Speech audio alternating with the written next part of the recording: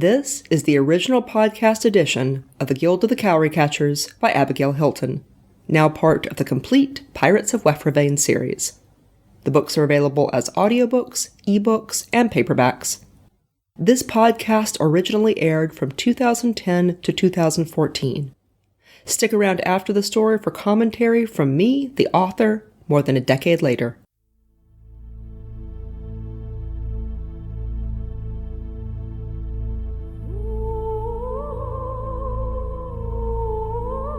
The Guild of the Cowry Catchers, a novel of pirates and Panamindorah.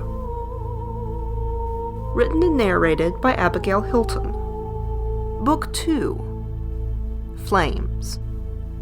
Warning: this novel was intended for people who shop in the grown-up section of the bookstore. It is not intended for children or young teens. If you need to ask whether you will be offended, you probably will. Episode 6. Hi, I'm Alex from Blue Zoo Radio, the talk show for people who love their aquariums and want to know what's going on in the hobby. You can find our podcast at bluezooradio.com and in iTunes. Previously on the Cowry Catchers podcast. Gerard has nightmares about Marcella and the cave. He's consumed with guilt and feels that he should have been able to avoid having sex with her. The memory of her voice in his head terrifies him. Silvio quickly figures out what has happened. He tells Gerard that he has no choice and that he should play along until Marcella gets bored. He also takes Gerard to see a healer. On the way back, Gerard risks asking Silvio whether he's ever considered joining the resistance. Silvio shocks him with the news that he tried as a teenager. The resistance didn't trust Silvio and tried to kill him because he had worked with Marcella. That evening, Gerard has a relatively friendly exchange with Varel, Basil and Silvio. He seems to be getting along with them. Arundel breaks up the party with the news that Marcella wants everyone back on Lecklock immediately. Chapter 14. Sleeping and Waking. Some members of the Resistance entertain a superstitious awe of the priestess and her wyverns. Even as they work to break the power of these predators, they perpetuate it by telling silly stories about the priestess's supposed powers as a mind thief. Gawain, the truth about wyverns. Silvio elected not to actually stop on Mance, so Alcera was dispatched as they passed to bring Thessalin back to the Fang. To Gerard's surprise, they swapped shelts, Thessalin in exchange for Silvio's ship's boy. Why are we leaving him? Asked Gerard, when Silvio did not volunteer an explanation. Silvio cut his eyes sideways, the pale irises flashing against his kohl. I don't have to tell you everything, Captain. You don't have to tell me anything, Admiral. He wanted to study. His family is poor. And you're sending him to school? Silvio's jaw tightened. As I think I've mentioned, I do try to reward loyalty. He spoke with caustic sweetness. I was taught to pay for things. Maybe if you make it sound slimy enough, I won't say anything nice. Which school? The bestiary. He wants to learn how to heal animals. I hear they also teach how to kill them. Spiders, for instance. Gerard shook his head. I know those schools aren't cheap. Does Marcella really pay you so much? Silvio laughed. She pays me enough, and I get a chunk of any prizes, but I didn't come to the watch poor. I was a good assassin, Gerard. Gerard spent a long time that afternoon, talking to Thessalin about everything that had happened since she'd been gone. Silvio's disappearance on Mance, the clash with the Defiance and the Water Sprite, the spiders, and his own injury and near death. He did not tell her what had happened with Marcella in the cave. He had considered this from all angles and come to his decision reluctantly. Telling Thessalin would ease his guilt. He knew she would forgive him. He had a strong suspicion that she would agree with Silvio, that he'd had no choice against the will of a goddess. It wasn't so much his own betrayal that made him falter. It was the betrayal he knew Thessalin would feel from the priestess, the representative of the god she served. Gerard could apologize for himself, but not for Marcella. He knew she wasn't sorry, and he thought that something of the kind would happen again unless he could think of a way of avoiding her without offending her. The thought made him sick with dread. Thessalyn would accept the situation, but it would hurt and worry her, and Gerard couldn't see what purpose that would serve, except to make himself feel better. That night, he made love to her with a heightened awareness of the fragility of their bond. Gerard, whispered Thessalyn. You did miss me, didn't you? Calm down. I'm not going anywhere. He was looking directly into her luminous white eyes when he was struck by a vision of the cave. It was not like a memory at all, more like a waking dream. Suddenly he was looking into Morcella's shining eyes, shifting blue and green in the firelight, her fingers digging into his upper arms as she leaned over him. Why are you fighting so hard? I'd be offended if you weren't so obviously enjoying this. Her laughter mingled with an intense wave of humiliation and shame, and pleasure. There was that, too. Gerard? Thessalyn's voice, worried, frightened. Gerard opened his eyes. Somehow he'd scrambled away from her, into the corner of the bed that was bolted to the wall. He'd curled into a protective ball. Thessalyn looked uncertain. Thess, I'm sorry. She crawled to him and put her arms around him. Shh, it's all right. You're all right. She didn't ask any questions. Gerard wished he could convey how thankful he was for that. After a while, she said, Do you want me to sing to you? As long as it's not about wyverns or the priestess. So she sang the lullaby that she'd composed for their lost child. It had a bit of the firebird at the end, but no wyverns.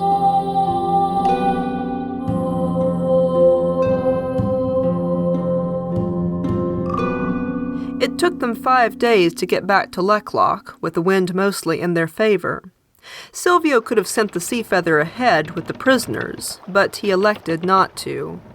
We're under compliment, he told Gerard. I doubt the Defiance and the Water Sprite kept quiet about that, but pirates will still hesitate to attack 3 ships together. Gerard wondered what the Resistance had done with the Sea Watch sailors they'd taken prisoner. Well, you can bet they didn't invite them to tea in Skytown, said Silvio. I've certainly never gotten any back that they released. Thessalyn came out to play her harp on deck the first night. She was wearing a gown that Gerard had never seen, long, dagged sleeves, heavy white velvet slashed with silk, and embroidered with silver thread, and an intricately wrought silver belt, so that she flashed in the moonlight. Where did you get that? Silvio. The package he gave me before I left. She grinned and twirled. Your coat and my gown. He put us in his color, didn't he? Gerard hadn't thought of it that way, but Thessalyn, for whom colors were only an abstract concept, had spotted it at once. Silvio came down from the quarterdeck, grinning. Fits? He asked. Like a jig at a wedding. It must be pretty. Everyone keeps telling me so. And it feels like it's the softest thing in the islands. She ran a hand over the velvet. Silvio nodded. I was looking for something you could see. You did a good job. Few of the Shelts who gave Thessalyn gifts seemed to realize how much an object's tactile qualities affected whether or not she enjoyed it. Silvio leaned against the rail with a satisfied expression. Well, I can do clothes, sometimes even tastefully. You do a lot of things tastefully. Silvio laughed. Oh, I'd love to see that list. Gerard was in Silvio's cabin on the 3rd day, looking at maps of Asia Minor. They were maddeningly sparse. You won't find any with good detail. The Magians regard them as a national secret. Can they do that? Of course they can. It's their island. I mean, from us. Silvio pursed his lips. As servants of the gods? Well, yes, unless the priestess decides it's worth making them angry. She doesn't have complete control. If she did, she'd never have needed assassins like me. Gerard thought about that. She's afraid that if she ordered the Magians to give up Asia Minor, they'd defy her? Silvio shrugged. They might. Some kings don't put much stock in gods. They go along with the order of things because it keeps them in power. Masia is a liberal place. It's also rich and proud, the only island that's kept its own language. Gerard had never thought about that. The small kingdoms were mostly very pious. He remembered something. Malpin was from Masia, wasn't he? Silvio nodded. He taught me the language. I was hired to kill the Masian prince once. Malpin told me it was a bad idea, but I didn't listen. Morchella sent you. Silvio shook his head. I did anything she wanted, but I took independent contracts, too. Always asked her permission, of course. I didn't succeed in killing the prince, one of my few major failures. I'm pretty sure it was his father who hired me, preferred his younger son for some reason. Gerard considered. His own father would never have stooped to hiring an assassin. He'd have just killed me with his own sword if it had come to that. Sometimes I think Morchella likes a little rebelliousness in the population. Maybe she doesn't fight too hard to get rid of places like Asia Minor because they amuse her. Life must get a little dull after so many years. Then you think she's immortal? Well, I know she's not a normal Grishnard. She smells like one of her wyverns, although that may be because she spends so much time with them. Does she? Began Gerard, and then he was gone. A beach. Waves. Morchella's long curves and dark hair, her breasts pressing against his chest, her lips nibbling his ear. But it never happened. Thought Gerard. Not that way. Another voice. A daydream, dear. Gerard started. Silvio's office came back into focus. He put a hand to his heart, hammering wildly against his ribs. Silvio was staring at him. Gerard put his head on the table and groaned. He had wondered before. Now he was sure. She's doing it on purpose. Silvio scooted forward to sit on the edge of the table beside him. Morchella? Yes. Your eyes went all funny for a moment. Gerard shuddered. Like Arendelle's. How are you sleeping? Not so well. I dream about her. I think somehow she pushes the dreams at me, makes me remember. Thus helps. When she sings, it helps. Silvio nodded. You understand. You probably understand better than anyone. Have you told Thess? Gerard shook his head.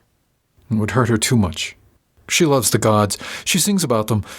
They asked for her child, and now her husband? I can't hurt her like that. You're not the one hurting her. I think you should tell her. She's not stupid, Gerard. She knows something's wrong. She's been asking me. Gerard ran a hand through his hair. Oh, I'm sorry. You apologize more than anyone I know, and you have the least to be sorry for. Certainly not Thess. She loves you. She wants you to be happy and safe. She'll agree with me about this. Stop punishing yourself. Tell her. Probably good advice. I'll think about it. He raised his head. How are you sleeping? Silvio looked instantly defensive. What is that supposed to mean? Well, Gerard floundered. He'd asked the question on impulse, out of genuine gratitude and concern. You don't seem to have replaced your ship's boy. Yes, and? I didn't think you slept well alone. Who has been talking to you? Exploded Silvio. His bristling tail looked nearly as big as the rest of him. Perhaps I shouldn't have sent Arton to school after all. Gerard held up his hands. It wasn't Arton. It was Pharrell on Mance when you went missing. He was worried about you. Silvio looked truly miffed. Pharrell needs to keep his mouth shut, or I'll shut it for him. He was trying to get me to look for you. I fail to see how the two ideas relate. Gerard shook his head. You are ashamed of things that would make me feel better about myself, and you feel better about things that would make me ashamed. Upside down and backwards. You did tell me. All I ask is that they don't try to kill me and that they keep their mouth shut about what I do or don't do. Is that so hard? I won't tell anyone. Yes, you will. You tell Thessalon all kinds of things about me that I don't want repeated. Thess doesn't count. Silvio rolled his eyes. Oh, but then she mentions them over dinner, like there aren't a dozen other Shelts present. Gerard frowned. I'll talk to her about that. Silvio shook his head. This is only going to reinforce this image you're inventing of me as secretly harmless and fluffy. Gerard, I'm not. I can be very, very nasty. You say you value truth, but I tell it to you, and you don't believe me. Well, you're definitely fluffy. Gerard patted Silvio's tail, lying on the table between them. I never thought you were harmless. Why do you want the sailors to think badly of you? I don't. They respect the myth I've given them. They would not respect the truth. He said nothing for a moment, but Gerard could tell he was thinking. At last, Silvio said, I don't sleep so well alone. I never have. Every few years I give it another try, but I usually give up after a month or so. He paused. Gerard waited. You can't ask Shelts to sleep with you. I mean, just to sleep with you. It's embarrassing and it doesn't create respect, so I give them whatever they want. Most of them aren't like Arton and Farrell. With most of them, what they want is a lot simpler. His eyes flicked up to gauge Gerard's expression. You can call that the name it deserves. I would never call you that, Silvio. Silvio gave a little laugh. Gerard thought it was a sad sound. Not so much better than when I was a kid, huh? But at least now I choose them, and I can kill them if they try to hurt me. I'm surprised the Resistance haven't tried to put an assassin in your bed. Silvio laughed. Oh, they have. There was an Ocelon female. Tried to poison me. I tossed her over the side with a rock around her neck. There was a Grishnard boy whose throat I cut while he was trying to stab me. That was years ago, though. I've gotten more careful. I come to them, not the other way around.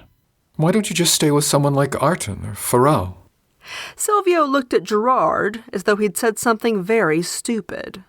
Because Arton deserves a real mate someday, and Farrell, it nearly killed him when his wife left. He should have seen it coming. I did. But she was some beauty from the minor nobility, and he wouldn't hear anything bad about her. He would never have been smuggling Sweetleaf if she hadn't wanted more than he could give. When he landed in the Sea Watch, that put him away for even longer periods with fewer cowries in return. It was only a matter of time before she found some fat merchant. She more or less abandoned their oldest son. Kid was only 8. And you rescued him. Although if I said it, you'd get angry and say you were paying for things. It took Farrell forever. But I think he's finally got a girl somewhere on Lecklock, although he doesn't talk about her much. He doesn't deserve to have me hanging around all the time, although I do occasionally take advantage of his patience. Gerard opened his mouth, but Silvio talked over him. Taking advantage is exactly what it is. I told you I'm not a nice person. I don't claim to be. That's not how Farrell sees it. They sat a moment in uncomfortable silence. Then Silvio said, in a quieter voice, Gerard, why did you give me that knife? Gerard was confused. What knife? When you found me on Mance, why didn't you just pick me up? I couldn't have done a thing to stop you. Why ask permission? Gerard thought for a moment. Because I believe in choices. Lamb, muttered Silvio. I don't know why you call me that. You're the one who's small and white. Silvio flicked his tail. It's called irony, Gerard. Chapter 15. Dance. Worship of the Firebird of Old Weffervane involved a number of songs. Curiously, the Pegasus flocks have retained some of these, together with pieces of the sky dances that once went with them. Sadly, the Shelts parts in these dances have been forgotten. Gawain, the truth about wyverns.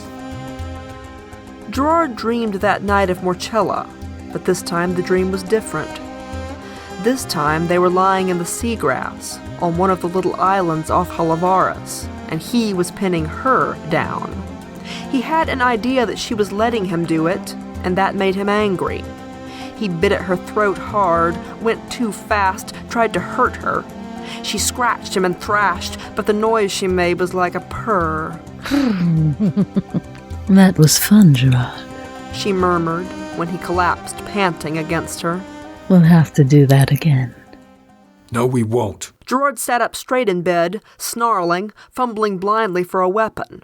Thessalene stirred beside him. Dear, She whispered when he'd stopped struggling. you've got to tell me what these nightmares are about. They're not getting any better. Silvio knows, but he won't tell me. Why won't you? Gerard covered his face with his hands. He felt so dirty and dark and lonely. Thess, I did a bad thing. She was quiet for a moment. Did you sleep with the priestess? Gerard dropped his hands and stared at her. How did you... She smiled faintly. I'm not stupid, Gerard. You talk in your sleep. You cry. It doesn't sound like you enjoyed it much. Gerard trembled. I'm sorry.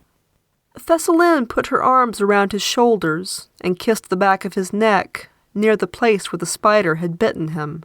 The skin was still hypersensitive. It tingled, but didn't hurt. You're forgiven. She said, in her gentlest voice. I'm not really sure there's anything to forgive, but if there is, then be at peace. Let it go. She rubbed his back lightly, and he began to relax. Can you talk about it? Will that help? Gerard swallowed. Thess, you could make anyone talk to you about anything. Bit by bit, she tweezed the story out of him. She listened, and she never seemed shocked or disgusted or angry. For a long time after he finished, she only rubbed his back and lay her head against his shoulder. Thess, He ventured at last. what are you thinking? I'm thinking about what Silvio said to you on Mance. About leaving Wefravain? She nodded. I'm worried about you. He says she'll get bored, that she won't hurt me, that she might hunt us if we try to leave. He'd told her already about Silvio's attempt to join the resistance. Thessalene nodded. I've been wondering about the priestess for a while. I used to think she was better than the wyverns, that she helped control them, but now I'm not sure what she is. Gerard was surprised. In retrospect, he knew that he shouldn't have been. Thessalene had a lot of time for thinking. She hated violence and conflict, and yet... Something has been festering in that gentle soul of yours ever since they took our baby. You've been trying to puzzle it out. She hurt Silvio. Gerard nodded. I should have known you'd notice that, wouldn't forget about it. He thinks all power is naturally abusive. He's so strange sometimes, Thess. He's older than I am, and usually he acts it, but certain kinds of problems knock him down to a child's way of coping. He really thinks the way she treats him is normal and appropriate. Thessalene nodded. In some ways, Silvio never had a childhood. In other ways, he never got beyond it. She hesitated. Do you think he'd come with us? Gerard hadn't even considered it, hadn't thought that far ahead. I don't know. I'm afraid she'll kill him eventually. Maybe sooner than later, especially if we leave. Gerard thought about it. I'll ask him. Thessalene giggled suddenly, her little girl laugh, completely out of place in the conversation. I overheard the sailors talking. They were trying to figure out whether you're having an affair with Silvio. Then they tried to figure out whether I was. Gerard groaned. I was hoping you'd missed that. Thessalene laughed aloud. It's not funny. Gerard, forgive me if I don't feel threatened by Silvio. You shouldn't. I know you pretty well. Yes, you do. She kissed him, and he kissed back. They made love, and for the first time since the cave, Gerard did not feel guilty. He had no flashbacks, and afterwards, he slept without dreams.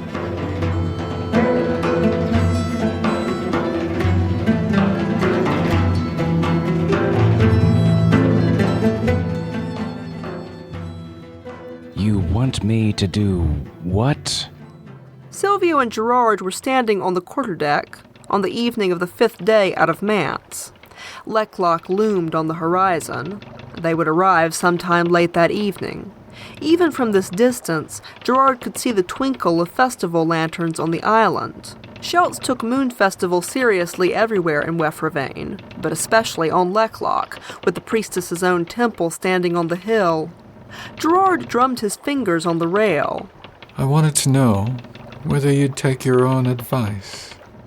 Silvio watched Thessaline setting up her harp on deck. A number of sailors were loitering, waiting to hear her play.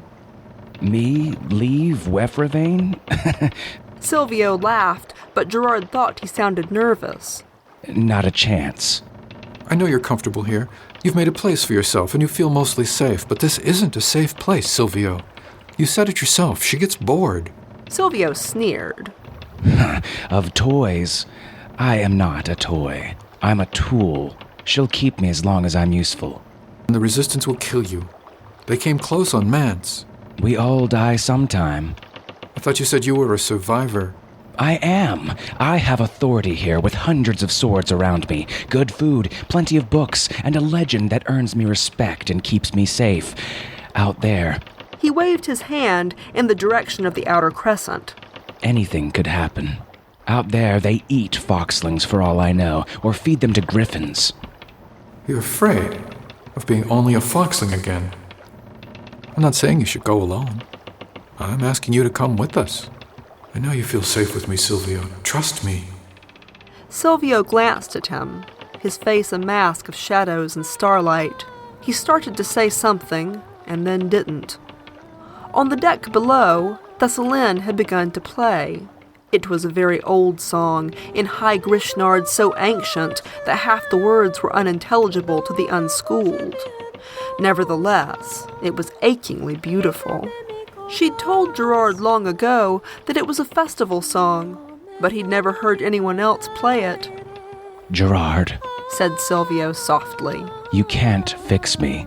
I appreciate what you and Thess are offering, but I'm beyond fixing. Do whatever you have to. Please don't tell me about it. Just leave me a note. Gerard started to reply, but Silvio held up a hand.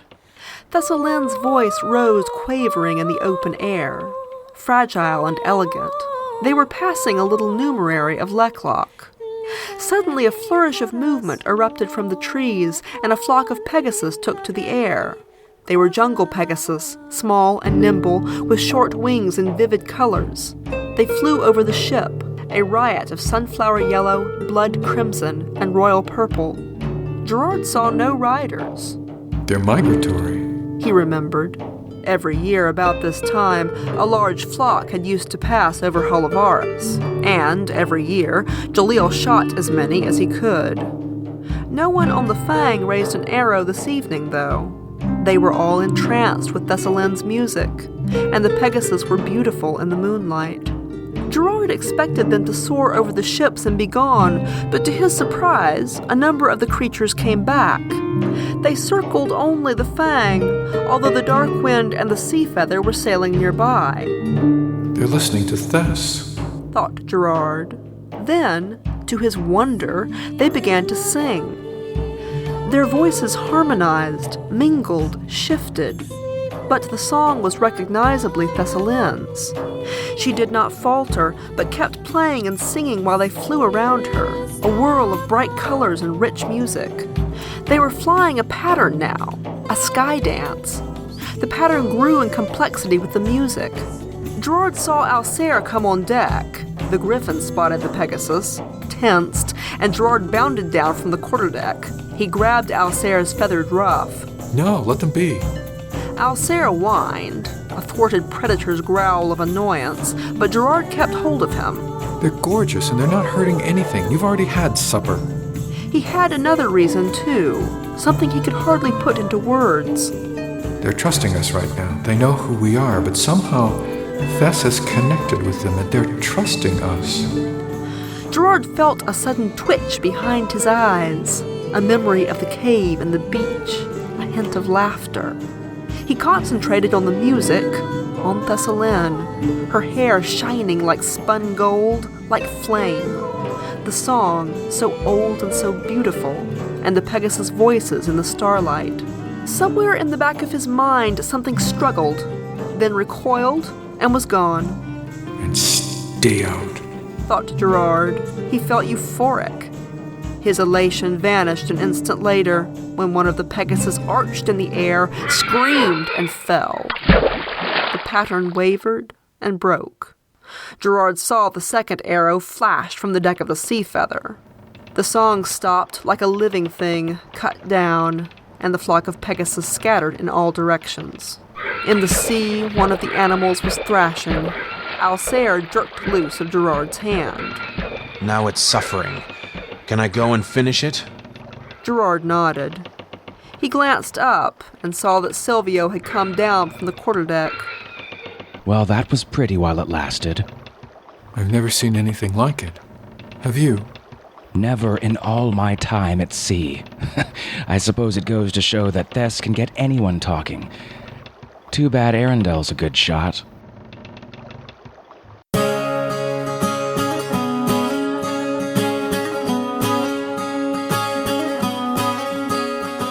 You have been listening to The Guild of the Cowry Catchers by Abigail Hilton. Copyright Abigail Hilton. Cowry Catchers is an illustrated podcast. Artwork for this episode was created by Sarah Cloutier.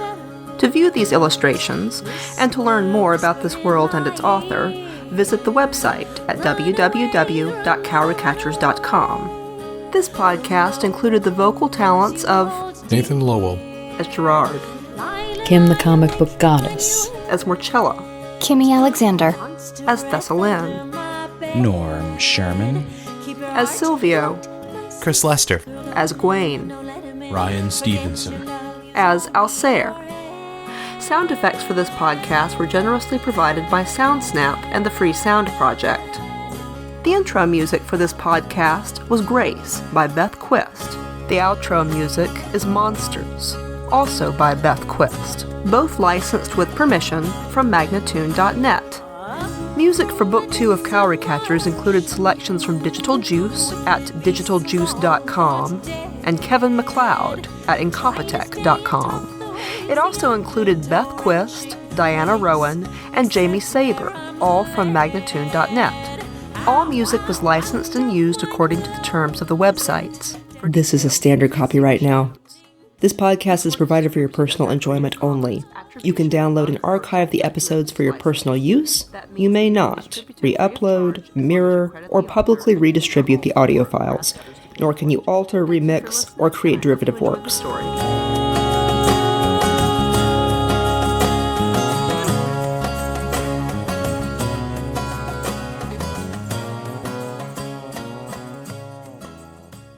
And I'm back. This is 2025 Abby coming to you with some notes on the episode. This one has a lot in it in terms of threads I was laying down for later, and also threads that I picked up later that I wasn't necessarily intending to pick up later, but I did. First of all, though, the person who introduced this episode from Blue Zoo Radio, I have no recollection of that exchange at all. That's not a podcast I ever listened to because I'm not an aquarium enthusiast, although it sounds super cool. I'm guessing that person just approached me, but I don't remember anything about it. Anyway, I looked it up, and it looked to me like that podcast might still be going. So if you're an aquarium enthusiast, there you go.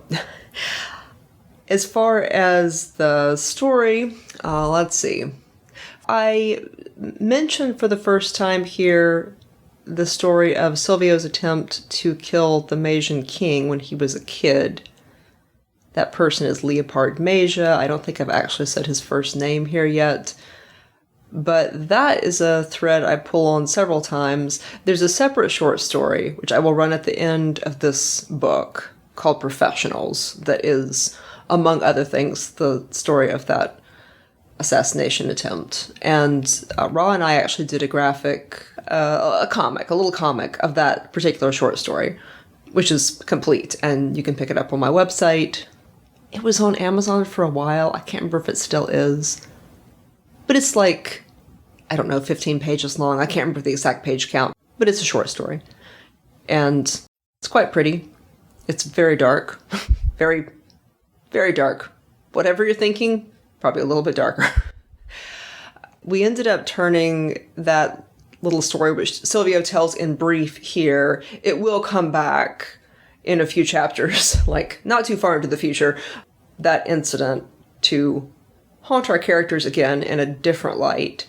And then Ra and I did that little comic, and then that incident, without giving massive spoilers, is also something that I pull on in the final novel of the entire saga. So that's, again, the stuff that happened there when Silvio was a teenager, it comes back around like several times in a major way. So anyway, but I mentioned that incident for the first time in this episode.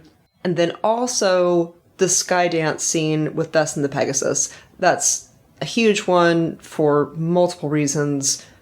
That scene will get re-examined, shall we say, from several different angles, both in the future, like in the immediate future, and then again, that is a thread that I pull on in the very last book of the series. So that scene comes back around several times. Additionally, Ra's illustration of it is beautiful. It was the original cover of book 2. And maybe I should put up the cover because it's gone.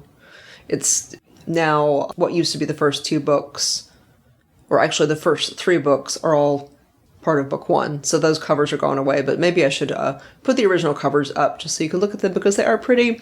And then that illustration has a black and white version, and then it's also got a color version. That year, or maybe it was the next year for Christmas, one of my friends, Jeff McDowell, who's also Hope Haley's voice actor, who's also my cover designer and map artist, he gave me a big tapestry of that particular illustration by Ra that I have still hanging on my wall. Anyway, the scene where Thessalon sings with a Pegasus is a big deal. It also reaches back in time because one of the short stories that you'll hear eventually that is connected to this is a story about Thessalon when she was a teenager and the origins of how she knew the Skydance song that she sung with the Pegasus.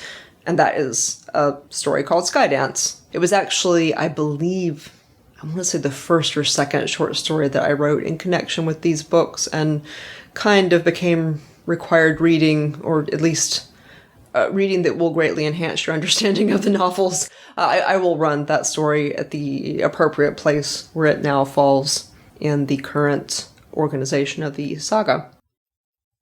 Additionally, the Skydance was a piece that was in that book that got kind of scavenged for parts that I've mentioned a couple of times on here.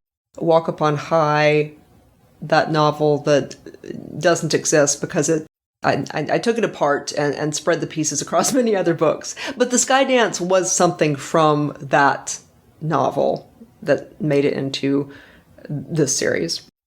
As far as the production of this episode, I feel really happy that I found Beth Quist's music for this because her voice is similar enough to Kimmy Alexander's that I can have her singing in the back of a scene like this, and it really sounds like it could be Thessalon's voice actor.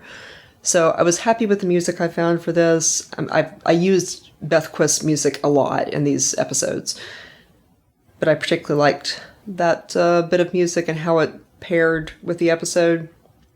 I do remember looking for a long time for a horse scream. The horrible scene where the Pegasus gets shot and is drowning and screaming. I remember that I had to dig through a number of sound libraries online to find a horse screaming, which I did find eventually in the end. For those of you who have already read the entire series and are listening back through maybe for the first time to earlier episodes, Anaru is one of the Zeds that was captured from the water sprite. She is in the hold as a prisoner as this all is going on and is traveling to Leklock. That's not a spoiler. Those of you who are listening for the first time simply have not met Anaru yet. You will meet her in The Scarlet Albatross. I hope you are enjoying the story, and I will see you in the next episode.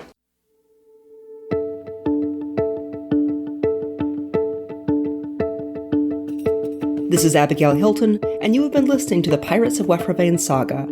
Join me on Patreon for early episodes, long-form interviews, forum access, personal updates, and lots of artwork, including maps and species charts. That's patreon.com/Abigail Hilton. If you want the whole story now with no interruptions and some remastering of the early books for sound quality, you can find the entire series at shop.abigailhilton.com, along with all my other novels. The audiobooks are delivered by BookFunnel. Background music was Hidden Sky by Jamie Sieber, licensed from Magnatune.net circa 2014. The Guild of the Cowry Catchers podcast is an audio adaptation of the Pirates of Wefravain Saga, written and produced by Abigail Hilton. Original production copyright 2010. All rights are reserved to the author.